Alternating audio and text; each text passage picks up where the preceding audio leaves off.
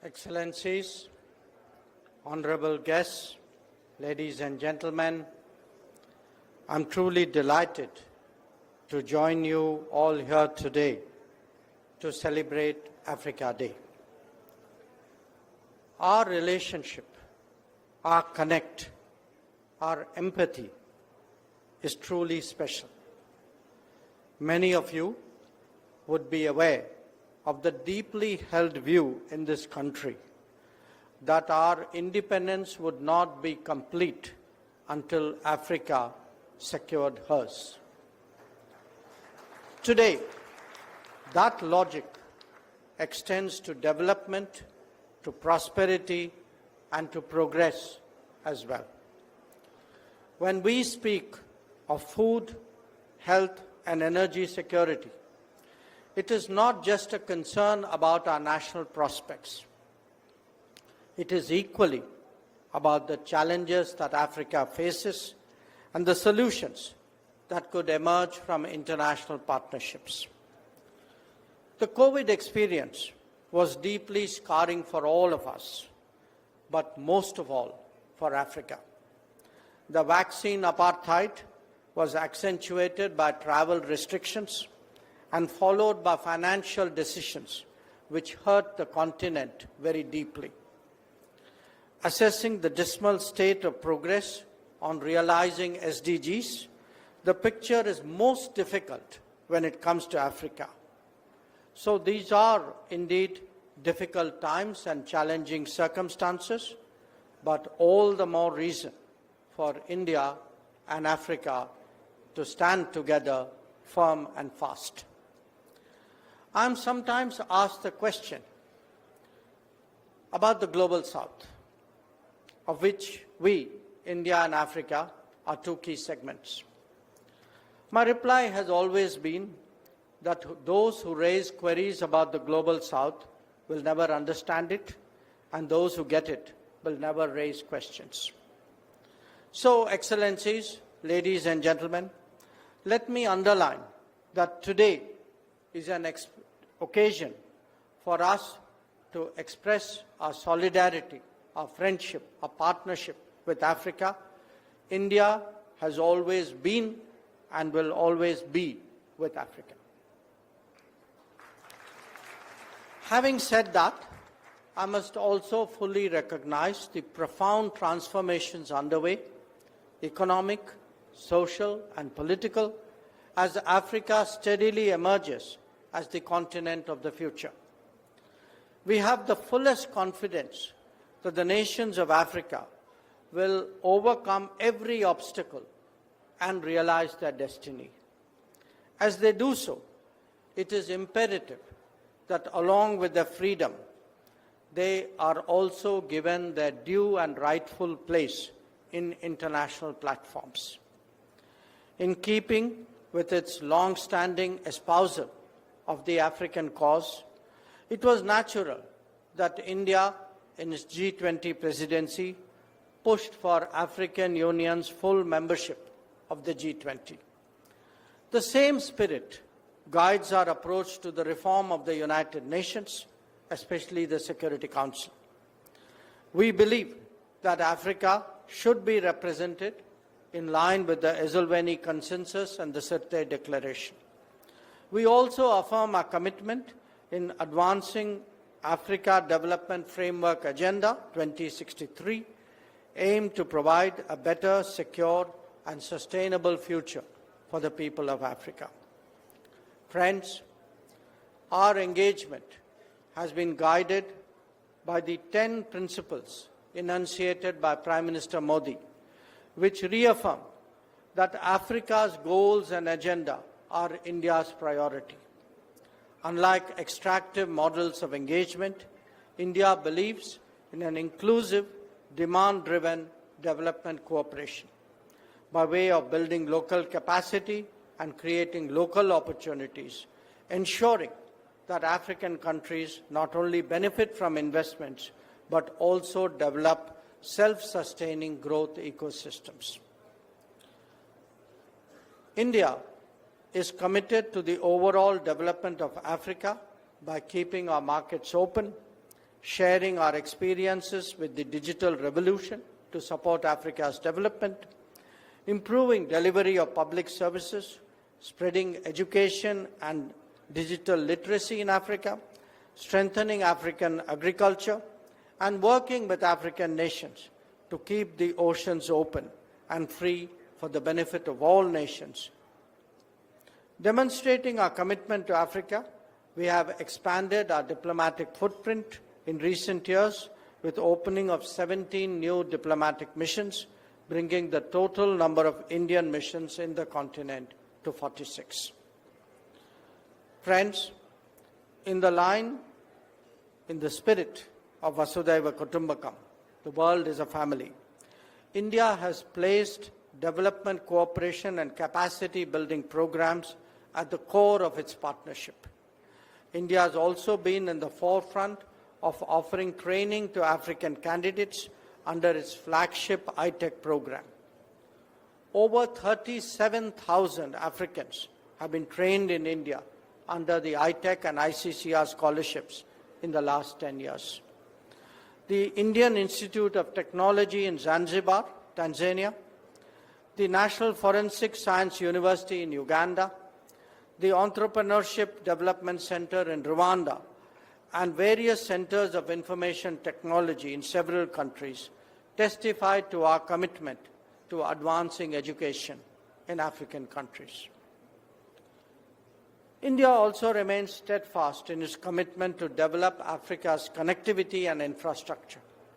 Spread over 200 projects across the continent in areas spanning railways, power generation, and agriculture, as well as water supply, our initiatives aim to develop self-sustaining growth in Africa.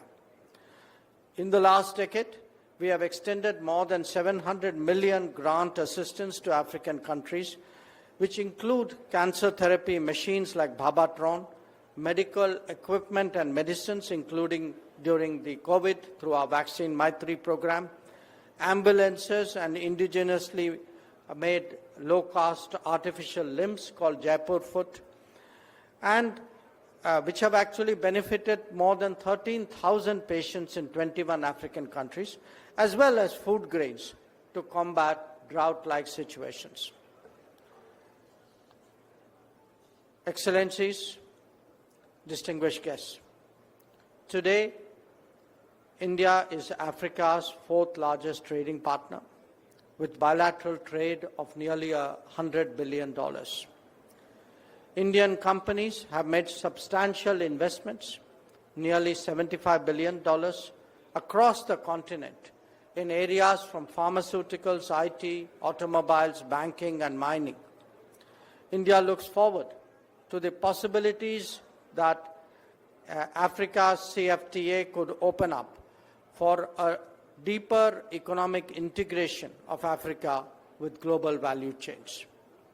We are the first developing country to provide non-reciprocal duty-free access to LDC's least developed countries since 2008 under its duty-free tariff preference scheme.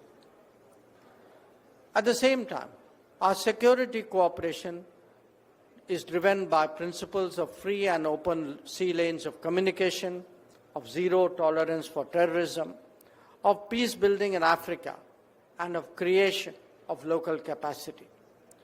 India has been strengthening its partnership in multiple vectors.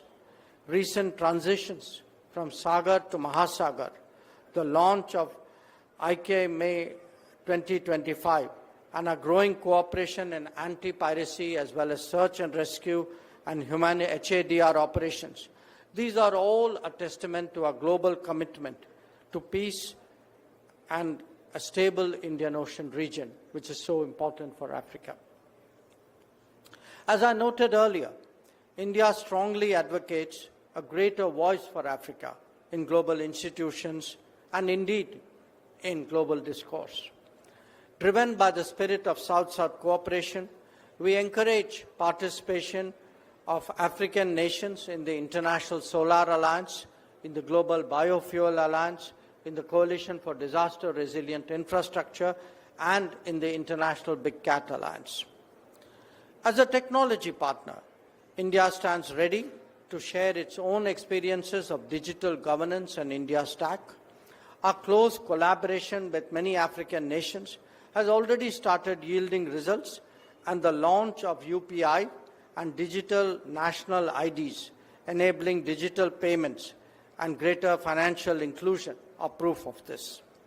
Space-based technology solutions in weather forecasting, early warning systems, resource management, precision agriculture, these are all examples of how we can collaborate to accelerate realization of sustainable development goals. The success of initiatives like the Gati Shakti National Master Plan and the Bhuvan Geo Portal are also examples of what India and Africa can do between them. In the recently adopted Waves Summit Declaration, which happened earlier this month in Mumbai, India is committed to partnering with African nations to harness the power of their youth and media for creating a mutually beneficial creative economy. Friends, the 3.5 million strong Indian diaspora in Africa has played a role as a living bridge between our two shores. We have extended e-tourist visa facilities to 33 African nations and improved direct air connectivity to promote trade, technology, and tourism. I believe that India and Africa must engage and work closely together. In this regard, as Excellency Dean, you also mentioned, we look forward to organizing the India-Africa Summit 4 very soon. We hope that the event would provide a more contemporary agenda of cooperation aimed at realizing Africa's priorities. Africa Day 2025 is being marked with the theme of justice for Africans and people of African descent through reparations. We in India can fully empathize with Africa's pain, having been subjected to loot, pillaging, and slavery ourselves by colonial powers. While nations of the world have regained their freedom, the legacy of the past remains strong in the global order. The inequities of the past are extrapolated into the unfairness of the present and the uncertainty of the future. The world has seen progress towards political reordering, but the economic, social, and cultural dimensions are far from being addressed. There has to be credible accounting of the past if the world is really prepared to move on. Friends, let me conclude with a quote from Prime Minister Modi, words that he said in Africa 7 years ago. He said, "If this is to be a century of nations rising together in freedom and equality, if this is to be an age when the light of opportunities dawns on all humans, if this is a time when a planet has a more hopeful future, then all of this magnificent continent of Africa must walk in step with the rest of the world. India will work with you and for you." I thank you. Thank you so much. As the chief guest remains on stage, kindly all the high commissioners, heads of missions, ambassadors, come for a group photo. Kindly. All heads of missions. Distinguished guests from MEA also can join.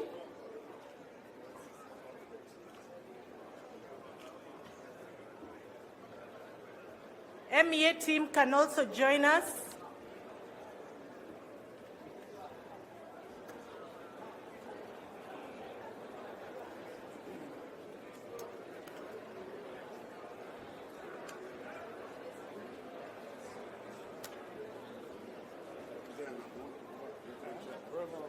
Oh, il faut trouver la place.